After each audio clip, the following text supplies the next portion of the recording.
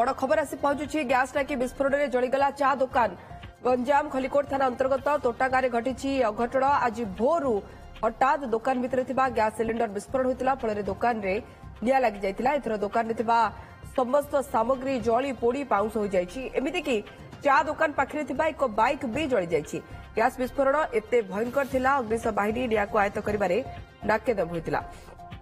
शेषरे निआ को आयत्त करथिले अग्निशम कर्मचारी। ये आप विजुआल देखिपारे भोर दृश्य पाखापाखि हुए तो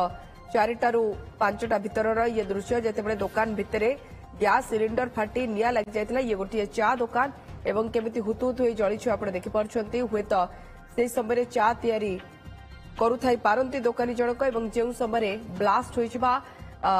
गैस टांकी विस्फोरण होइछि आ तापरे निआ जेतु लागिथिबो निआ पूरा दुकान को निज आ भितर नेछि एवं दुकान पूरा छारखार हो जाइछि। निआ को आयत्त करबा परर भी विजुआल ता ही बयान करछि एवं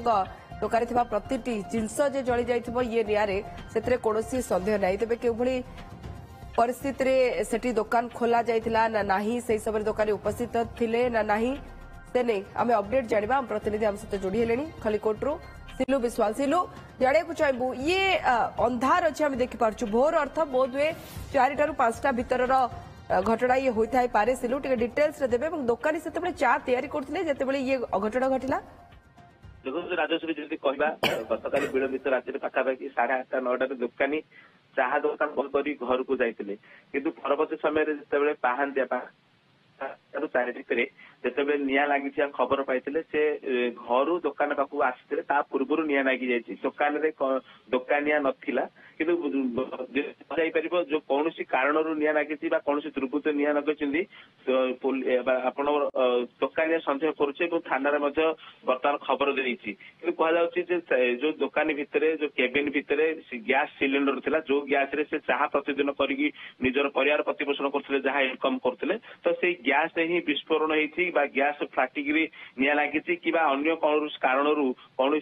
दुकानिया को कौन बाकी पत्र जो मागिले से दुकानिया सन्देह कर दुर्बृत्त मैंने किसी निआ लगे गोटे गोटे सन्देह घेर रही पुलिस बर्तमान पहुंची तदंत आरंभ करी कहवा निआ जो विस्फोरण जो प्रकार थिला जो भयंकर थिला संपूर्ण केबिन संपूर्ण पोड़ी जाइए जो फ्रिज रही विभिन्न प्रकार सामग्री रही दुकान जी कह भेराइटी सामान थिला तो सबकिछ पोड़ी पाउंस हो जाइए। कहुच्छे जो दुकान कहते तार 2टी मोबाइल ता भर थिला नगद 19,000 टंका कहुच्छे जेहेतु परिवार कहीं ना दुकानी एका ही फैमिली बुढ़ा बुढ़ी वयस्क 2 जन तो से ही परिवार प्रतिपोषण करते जहाँ चाह दुकान 2 पैसा इनकम करते तो ताकू नहीं गोटे पाखे से चिंतार रही जे किए नगेई ना कौन कारण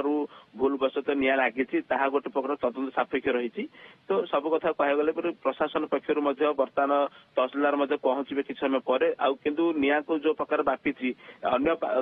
साई पड़िशा अन्य घर को व्यापा पूर्व दमकल बाहिनी खलिकोट पहुंची निआ को संपूर्ण भाव आयत्त कर जहाँ ताजा चित्र देखा धूआं भी बाहर पाइप जोगे मोटर जोगे स्थानीय लोके बर्तमान निभा निभि करुँच। शीत दिन निहत सब चाह दुकान में भिड़ जमी थाए किंतु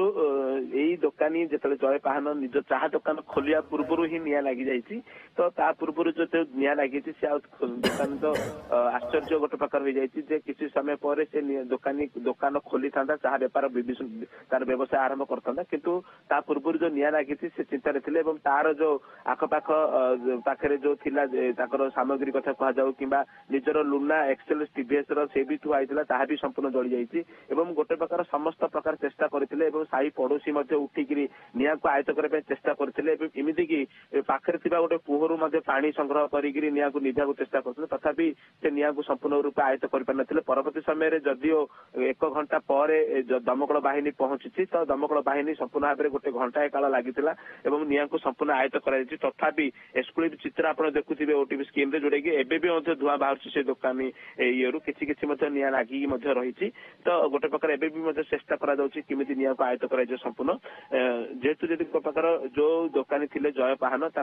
बुढ़ा बुढ़ी 2 जन एवं पुआ मैंने जहाँ बाहर रोचे दादन खटिया जाऊँ तो से निजे परिवार प्रतिपोषण करते केवल ये चाह दुकान तो गोटे प्रकार से निराश हो जाए हताश हो जाए जो गोटे प्रशासन पक्ष निहत भाव में सहयोग हाथ बढ़ावा आवश्यक हो पड़ी। राजश्री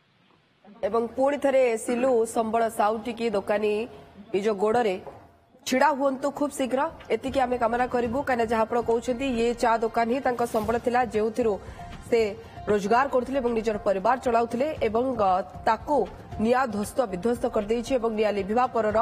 ଯେଉଁ ଦୃଶ୍ୟ ତାହା ବୟାନ କରୁଛି ଯେ ଦୋକାନରେ ଆଉ ଗୋଟିଏ ଜିନିଷ ବି ବାକି ନାହିଁ।